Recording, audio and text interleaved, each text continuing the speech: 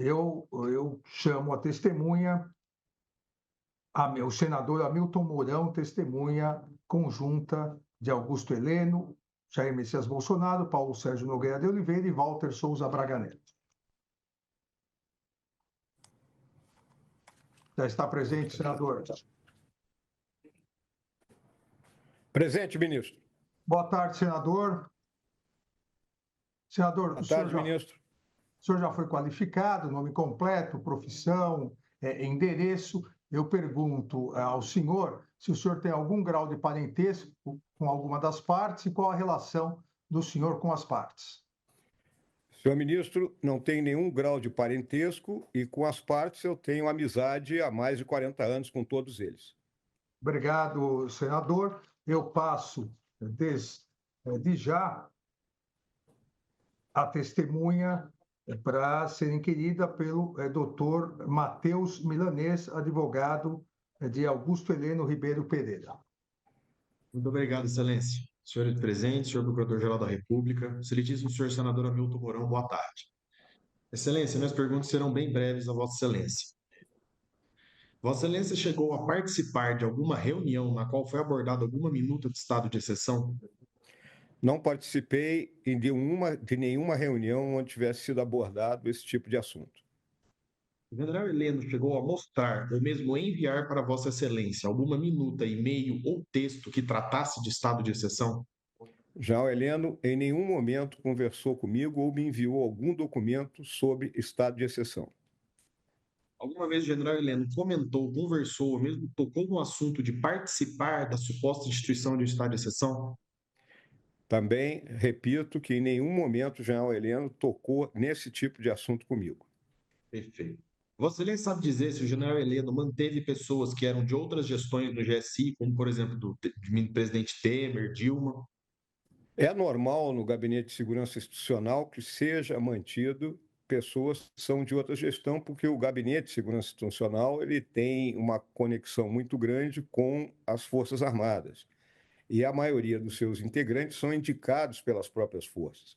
É importante aqui lembrar que o gabinete nasce pela evolução do que era a antiga Casa Militar da Presidência da República, juntada com a Secretaria-Geral do Conselho de Segurança Nacional, isso no governo do presidente Fernando Henrique, e o primeiro-ministro do GSI foi o general Alberto Mendes Cardoso, né, que era até aparentado do presidente Fernando Henrique. No início do segundo governo da presidente Dilma, o GSI foi extinto e, quando o presidente Temer assumiu, voltou a haver novamente o GSI. Então, sempre, de uma administração para outra, existem membros das Forças Armadas que são indicados pelas próprias forças que permanecem. Perfeito, excelente. Por fim, minha última pergunta seria se Vossa Excelência tem conhecimento que o general Heleno é uma figura respeitada e relevante dentro das Forças Armadas brasileiras. O general Heleno é um ícone da nossa geração. O general Heleno foi nosso instrutor na Academia Militar das Agulhas Negras, como tenente. Posteriormente, estivemos juntos, eu como instrutor, o general Heleno como capitão também na própria Academia Militar. Servimos juntos na Brigada de Infantaria Paraquedista, depois ele foi meu comandante no Comando Militar da Amazônia. O general Heleno é o primeiro colocado em todos os cursos que fez dentro do Exército, e não só por essa questão de ter esse conhecimento profissional, mas também por ser um homem que sempre deu o exemplo. Aquilo que ele exigia dos seus subordinados, ele exigia dele mesmo. E por isso, ao longo de toda a trajetória que ele teve na vida militar, desde aluno do Colégio Militar até general de 4 estrelas, ele sempre se destacou e sempre foi extremamente respeitado por todos os seus pares e subordinados. Perfeito. Muito agradecido, senador. Estou satisfeito, excelência. Agradeço ao doutor Matheus Milanês e passo a palavra aos advogados, e desde já cumprimentando os advogados do réu Jair Messias Bolsonaro, os advogados Celso Vilardi, Paulo Amador, Cunha Bueno e Eduardo Ferreira. Boa tarde, senhor ministro. Boa tarde, procurador-geral da República. Boa tarde aos colegas. Boa tarde, senador. Boa tarde, Paulo. Senador, eu vou, para estabelecer uma linha cronológica que facilitar a compreensão dessa inquirição, eu gostaria de falar, tem início na nossa inquirição logo ao final do segundo turno, quando houve a derrota na eleição. E minha primeira pergunta: Vossa Excelência se reuniu em algum momento com o presidente Bolsonaro, na condição de vice-presidente ainda? Sim. Imediatamente na noite que nós perdemos a eleição, eu tentei conversar com o presidente, mas naquele momento ele estava abatido pela derrota eleitoral, como todos nós ficamos. E no dia seguinte, né, que era uma segunda-feira, né, nós estivemos reunidos lá no Palácio do Planalto, avaliando, né, as causas daquela derrota, uma vez que julgávamos que tínhamos condições de ter vencido aquela eleição.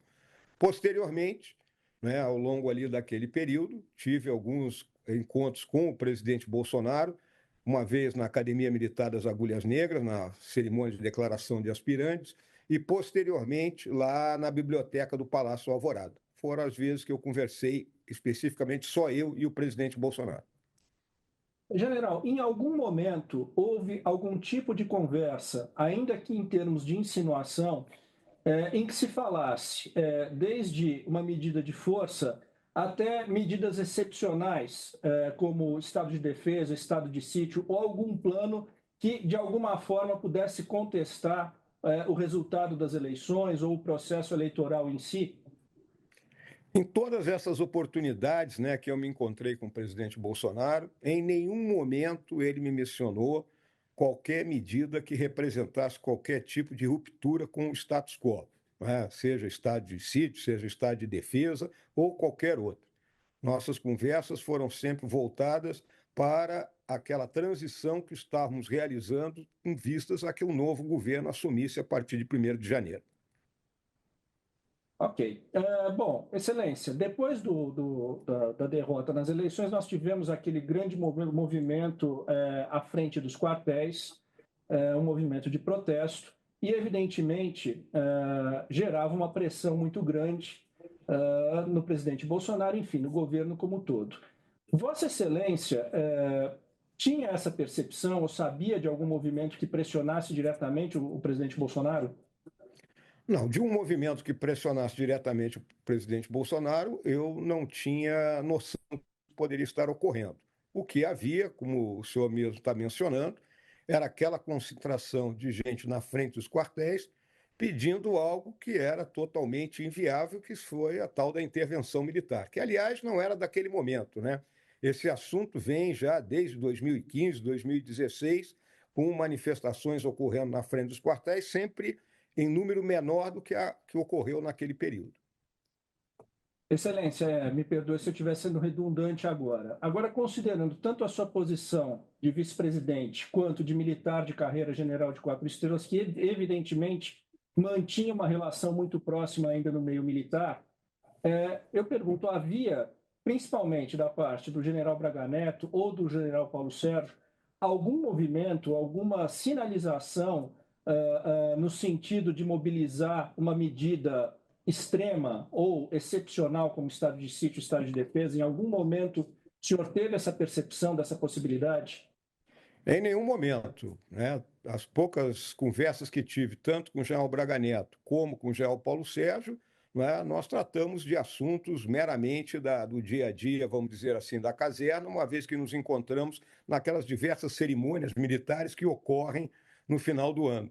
Então, em nenhum momento, nenhum desses dois militares mencionados, o general Paulo Sérgio, que era ministro da Defesa, e o general Braga Neto, que tinha sido candidato a vice junto com o presidente Bolsonaro, tocaram em qualquer medida de exceção comigo. Perfeito. Agora eu vou caminhar um pouquinho mais na nossa linha do tempo e falar do momento da transição, né? Quando foi feita a transição de governo, e eu gostaria que o senhor expusesse um pouco como foi esse processo, como foi sua participação e como foi a atitude do presidente Bolsonaro em relação a isso. Conforme eu lhe disse, né, doutor Paulo, no dia seguinte, né, a nossa derrota, eu estive lá no Palácio do Planalto, conversei com o presidente, eu falei para ele que queria entrar em contato com o vice-presidente Geraldo Alckmin para me colocar à disposição dele no que fosse necessário, né, de modo que a gente tivesse, né, uma interação com aquele novo governo que havia sido ungido nas urnas. Ao mesmo tempo, eu lembro que o presidente chamou o ministro Ciro Nogueira, que era o chefe da Casa Civil, e o ministro Ciro, atual colega meu aqui no Senado, para que ele coordenasse toda a transição. E assim foi feito. Ou seja, demonstrando claramente que o presidente Bolsonaro estava pronto para entregar o governo ao presidente recém-eleito. Certo. O senhor participou diretamente da transição em algum momento? Teve uma atuação próxima ali? Não, apenas junto ao vice-presidente Geraldo Alckmin, que eu recebi lá na vice-presidência da República, expus, né, qual era, vamos dizer assim, o organograma da vice-presidência, né, como ela estava constituída. A esposa dele foi ao Palácio Jaburu conversar com a minha esposa para saber como é que era o dia a dia lá do palácio, né? Aquelas questões normais de uma casa que não pertence a nós, pertence à nação, né? E mantive esse contato com o presidente Alckmin para qualquer dúvida que ele tivesse, também em relação às funções que eu tinha tido, tarefas que o presidente Bolsonaro me deu. Então, foi um encontro, os encontros sempre foram harmônicos e tranquilos. Em algum momento durante essa fase de transição, o senhor recebeu alguma demanda no sentido de criar alguma sorte de dificuldades a esse processo de transição, alguma coisa nesse sentido? Em nenhum momento. Até porque, durante todo o período que eu atuei como vice-presidente do presidente Bolsonaro, ele sempre me deu liberdade para atuar naqueles pontos onde ele me deu uma tarefa. Ele me dava a tarefa e não ficava limitando a forma como ia cumprir aquilo que ele tinha me dito para fazer. Vou caminhar um pouquinho mais na linha do tempo e vamos chegar aqui ao 8 de janeiro. Onde Vossa Excelência estava no dia 8 de janeiro? No dia 8 de janeiro, domingo, eu estava na minha casa. Naquele momento eu tinha me mudado ali para uma casa ali no Altiplano Leste, né, aqui de Brasília. Tínhamos recém, né, vamos lembrar, eu saí do Palácio Jaburu logo depois do Natal, fazia o quê? 10 dias que a gente tinha entrado naquela casa e estava ali, um domingo à tarde, estava dentro da piscina. E essa era a situação que eu me encontrava naquele domingo. Muito bem. General, considerando respostas de Vossa Excelência anteriores, no sentido que, em momento algum, percebeu algum movimento não republicano ou que promovesse algum tipo de medida excepcional, e diante do que aconteceu no dia 8 de janeiro, Vossa Excelência, em algum momento, cogitou que esses atos do 8 de janeiro modificassem a impressão inicial sua de que não havia nenhum movimento orquestrado por militares, pelo ex-presidente Bolsonaro ou por ex-ministros, enfim, pelos acusados nesse caso? Bem, doutor Paulo, primeira coisa, né, eu tomei conhecimento ali da baderna que estava ocorrendo, né, porque o meu filho me telefonou naquela tarde daquele domingo, né, para avisar o que estava acontecendo. Aí eu fui ligar a televisão e ver. A partir daí, né, numa análise de quem, num passado, exerceu função aqui no Comando Militar do Planalto, eu fui da segunda seção do Comando Militar do Planalto, na época do impeachment do presidente Collor, onde houve uma série de manifestações aqui em Brasília, e a gente sabia que sempre houve um planejamento acionado a partir ali da presidência da República, na época da Casa Militar, em conjunto com, então, naquela época não era a BIM ainda, era a SAI, né? Porque o presidente Collor tinha fechado o antigo SNI.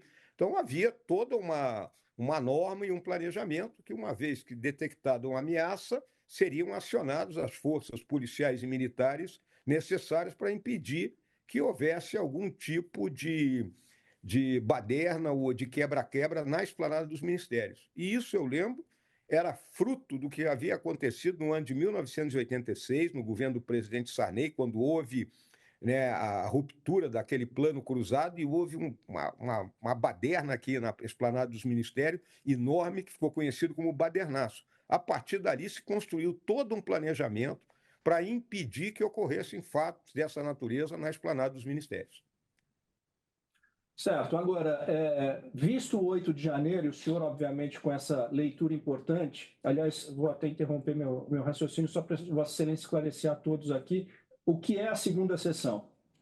É a seção de inteligência, né, de um comando militar, encarregada de analisar as informações que chegam. Então, a gente tinha todo esse planejamento por meio dos dados que chegavam, e óbvio que isso perdura até os dias de hoje, né? Então, o que, na minha visão, aconteceu naquele momento do 8 de janeiro foi uma inação por parte do governo de turno, que deveria, né, uma vez sabedor das ameaças, ter acionado os meios respectivos. Bom, dentro dessa sua expertise como ex-segunda seção e tendo atuado no Palácio, no Comando Militar do Planalto, a leitura de Vossa Excelência é que o 8 de janeiro foi uma orquestração ou foi uma situação que desandou? Doutor, Pois não?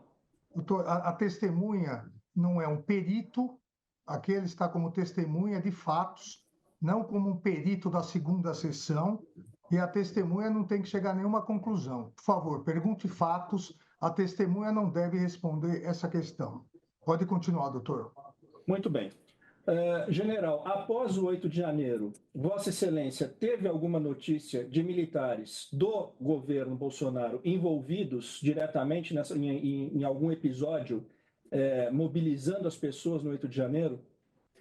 Não tive nenhuma notícia de militares que pertenceram ao governo do presidente Bolsonaro, especificamente esses que hoje estão sendo acusados, que já são réus aí junto à Suprema Corte.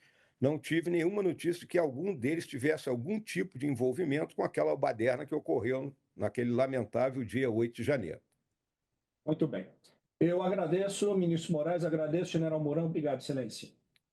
Agradeço, doutor Paulo Amador Cunha Bueno. Eu passo agora a palavra ao doutor Andreu Farias, advogado do réu Paulo Sérgio Nogueira de Oliveira. Por favor, doutor. Boa tarde, já ministro. cumprimentando Vossa Senhoria. Obrigado, ministro. Boa tarde ao senhor, boa tarde, ministro Procurador-Geral da República, a todos. Sem perguntas, excelência, satisfeito. Agradeço, doutor Andreu Farias. Agora, então, eu passo a palavra ao doutor José Luiz de Oliveira Lima, pelo réu Walter Souza Braga Neto, também cumprimentando Sua Senhoria.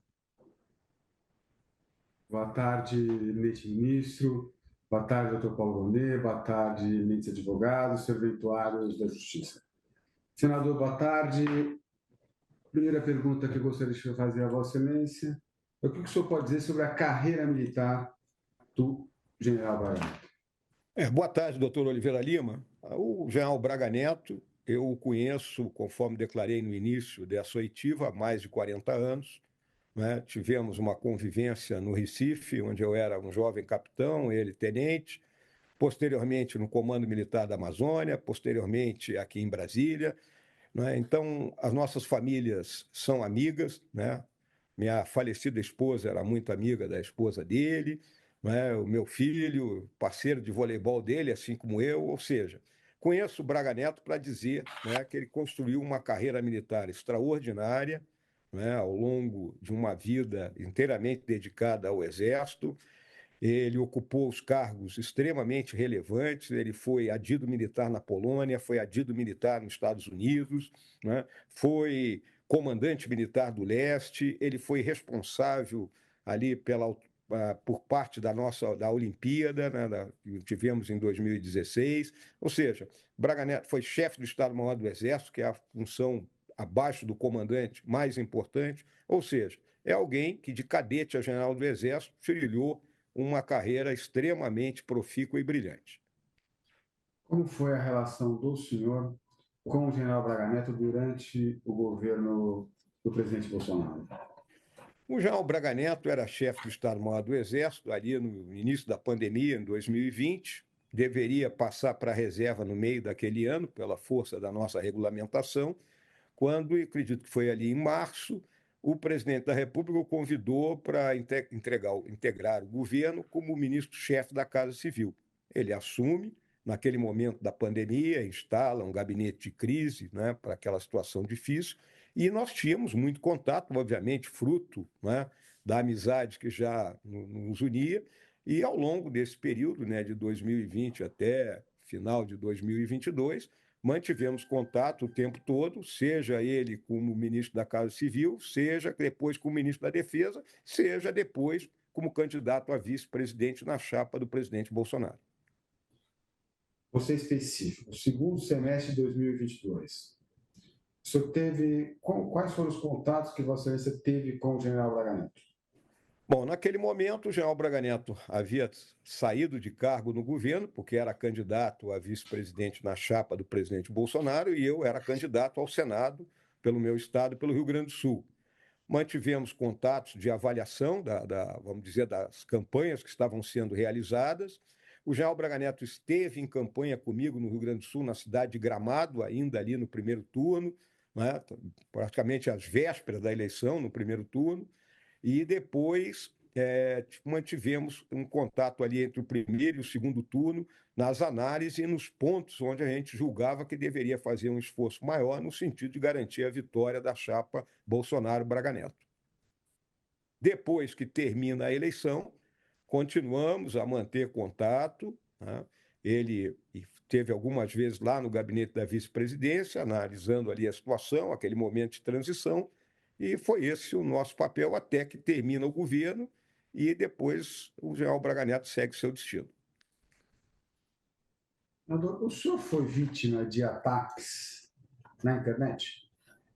Eu sou vítima constante de ataques na internet, né?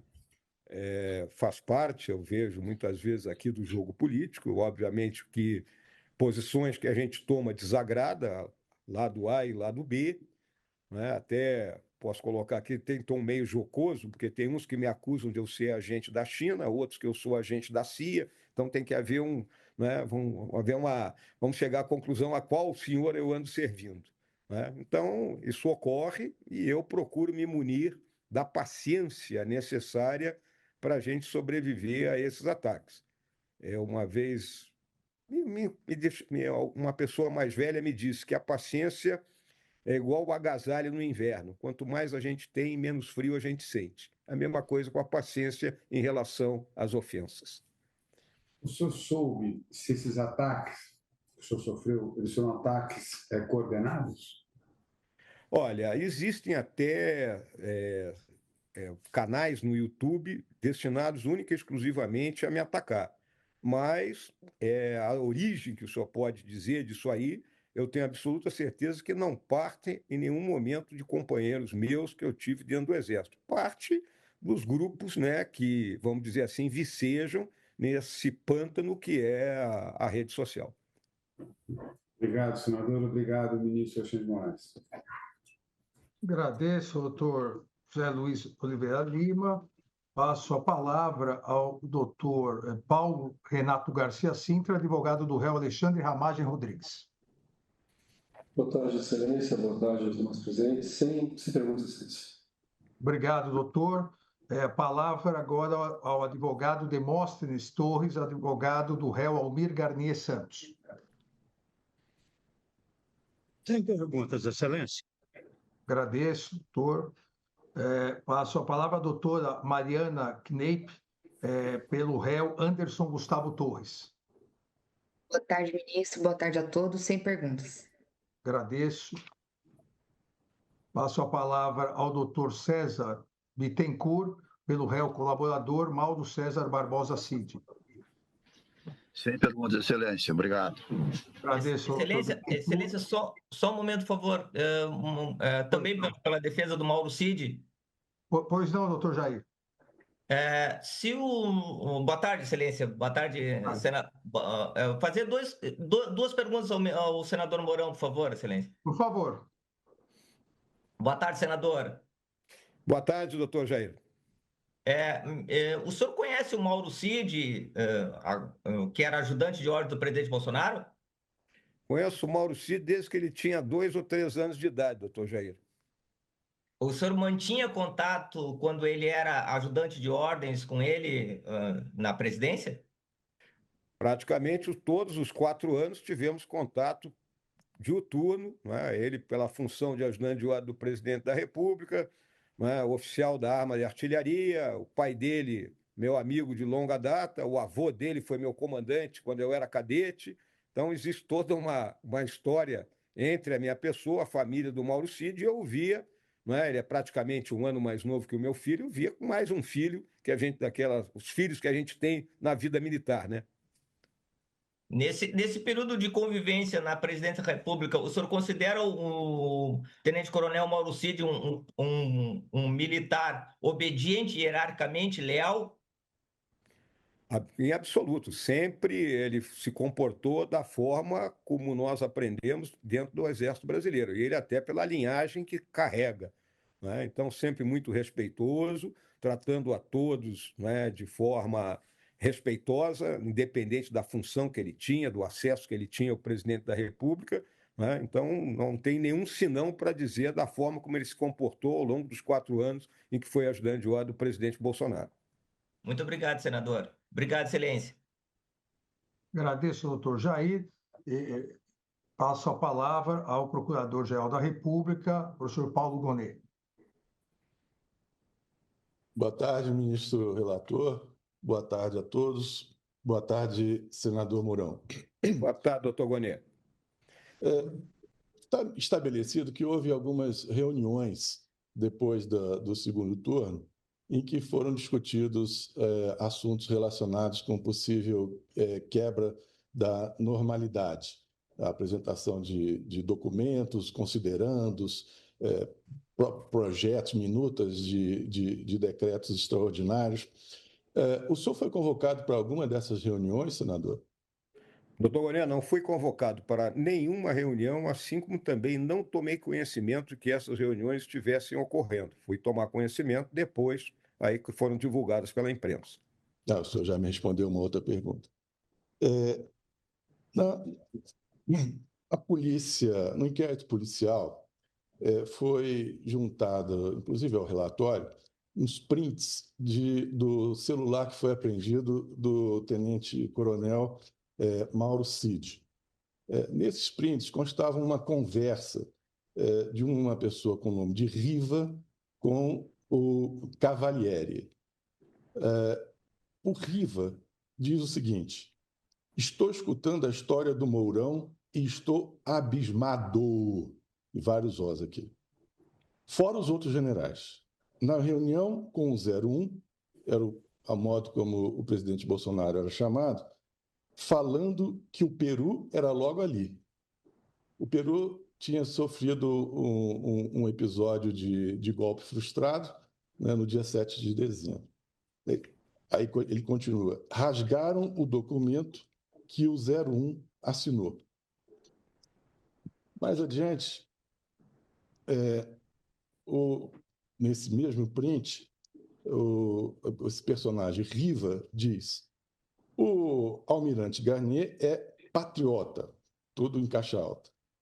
Tinham tanques no arsenal prontos. E o Cavalieri responde: para mim, o 01 tinha que ter rompido com a MB. Rompido com a MB não é se distanciar com a Marinha Brasileira, mas era rompido com a ordem estabelecida, se valendo da Marinha, que o Exército e a FAB iriam atrás. O senhor se lembra de alguma reunião de que o senhor participou em que esse tema foi discutido, sobre a assinatura de algum documento que foi rasgado?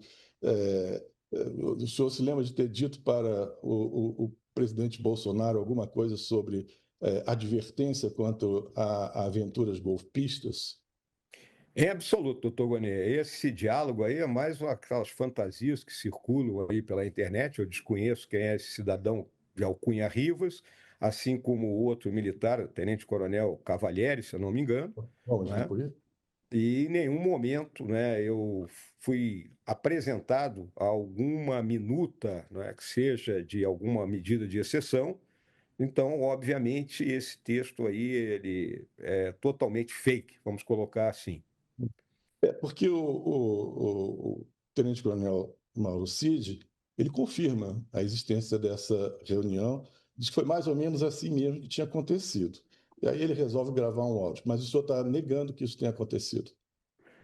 Totalmente. Essa reunião, com minha presença, né, senhor, não aconteceu. Eu não tive presente em nenhuma reunião dessa natureza. O tenente-coronel Cid, pelo que o senhor disse, é um mentiroso?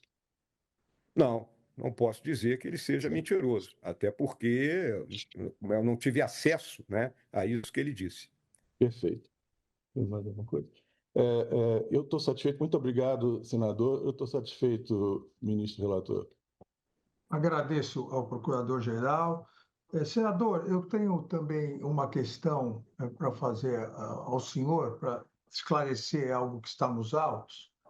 Há uma prova juntada nos autos, e também há depoimentos, de que uma conversa entre o tenente-coronel Cid e o coronel Câmara, então assessor especial da Presidência da República, em que eles dizem, em um determinado momento, que também estariam monitorando o senhor, porque temiam que o senhor viesse a São Paulo se encontrar comigo. E nós dois sabemos que o senhor nunca veio a São Paulo se encontrar comigo. Mas eu gostaria de saber se o senhor ficou, à época, sabendo de um eventual monitoramento e dizem ele por ordem do presidente Jair Bolsonaro. Se o senhor ficou sabendo desse monitoramento? Não fiquei, ministro, até porque não fiquei sabendo, né? E nunca me preocupei também com isso, porque os meus atos eram todos públicos, né? Publicados na agenda, que era divulgada diariamente.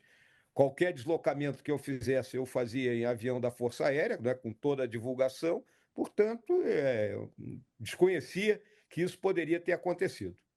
Não haveria a mínima necessidade, então, desse monitoramento em relação ao senhor como vice-presidente da República?